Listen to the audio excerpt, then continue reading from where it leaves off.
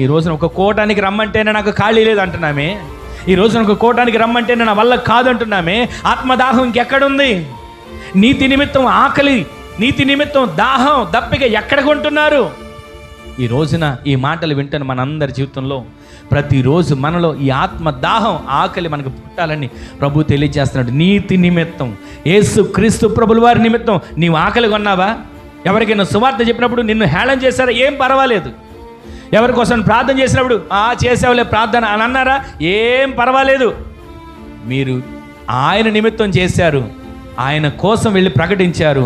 దేవుడే మీ పక్షాన వారి హృదయాలను మార్చబోతున్నాడు. దేవుడే మీరు వెళ్ళి చేసిన ప్రార్థన, మీరు వెళ్ళి చెప్పిన సువార్త, మీరు చెప్పిన సాక్ష్యం ద్వారా దేవుని నామం అక్కడ మహిమపరచబడి వారందరూ కూడా దేవుని రాజ్య వారసులుగా మార్చబడే కృప దేవుడు అనుగ్రహించునుగాక. ఈ రోజున ప్రతిరోజు నేను దీవించబడాలి, నేను ఆశీర్వదించబడాలి. ఆత్మదాహం, ఆత్మదప్పిక నాకు కలిగి ఉండాలి నీతి నిమిత్తం అనే ఆశ మనలో దేవుడు పుట్టించునుగాక.